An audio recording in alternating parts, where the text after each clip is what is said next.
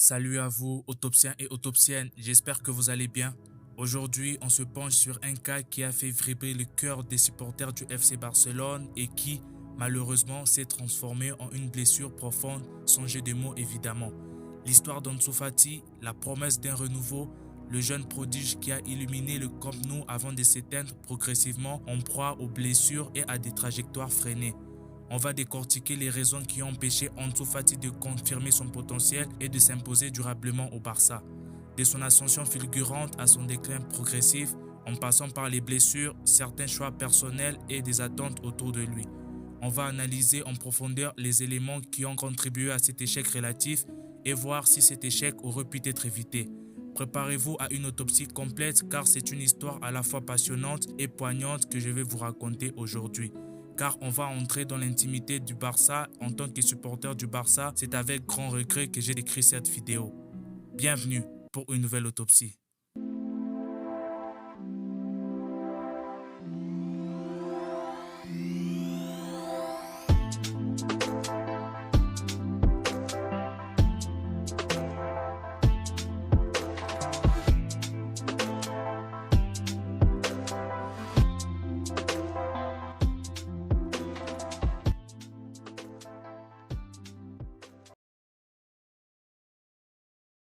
Tout a commencé comme un rêve. Ansu Fati, issu de la Masia, qui est le centre de formation du FC Barcelone, a rapidement attiré l'attention du monde entier. En août 2019, à seulement 16 ans, Ansu Fati fait ses débuts en équipe première du Barça.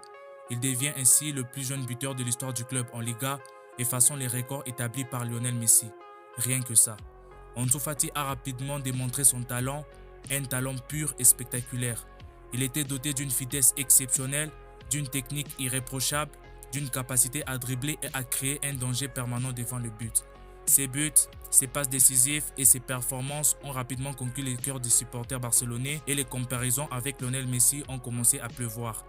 Ansu Fati était vu comme le successeur potentiel de la légende du Barça et le club, les fans et les médias ont placé d'énormes espoirs sur lui. Ansu Fati a reçu de nombreux éloges du monde du football et a été sélectionné en équipe nationale d'Espagne et a gagné en popularité à travers différents médias.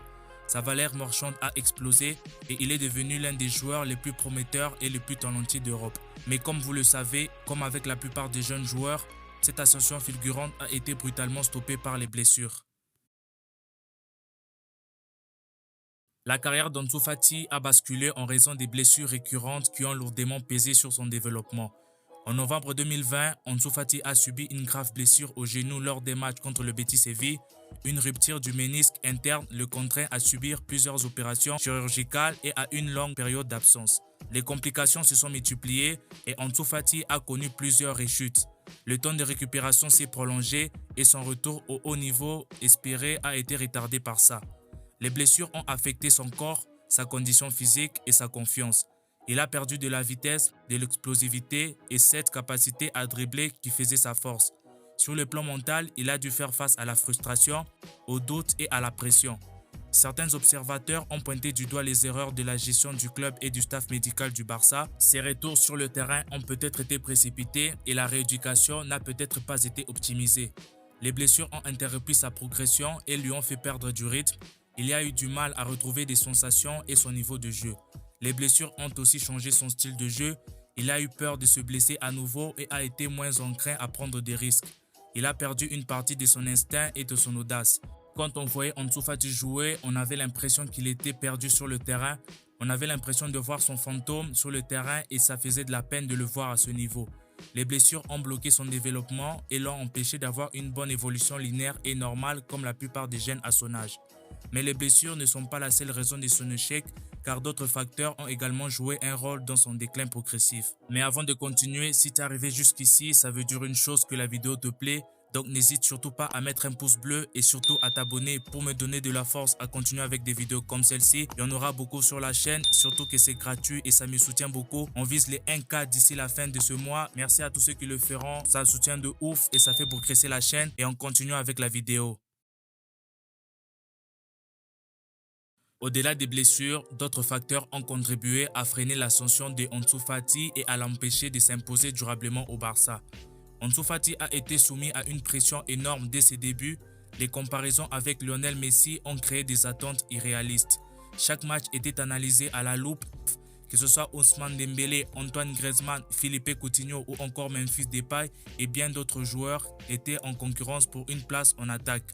Et cela a limité son temps de jeu dans le sens où les entraîneurs en place préféraient faire jouer ceux qui n'avaient pas du tout ces problèmes que de faire jouer un mec qui souffre physiquement et mentalement, ce qui a affecté sa capacité à s'imposer dans cette équipe du Barça.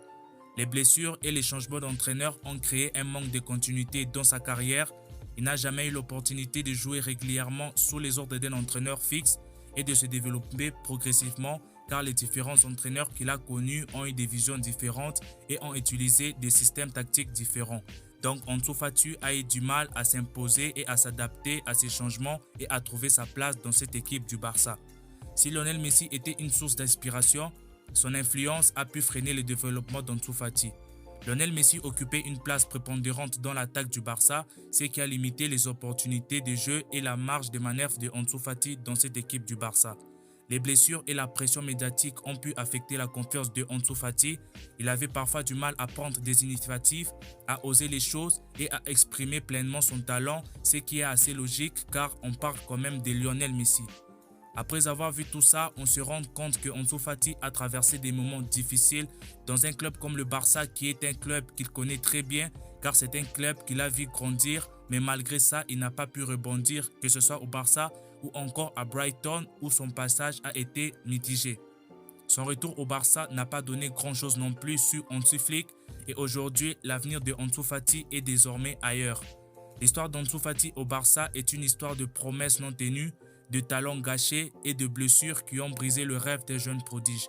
Après plusieurs saisons difficiles, Ansu Fati a été transféré à l'AS Monaco en Ligue 1 pour relancer sa carrière.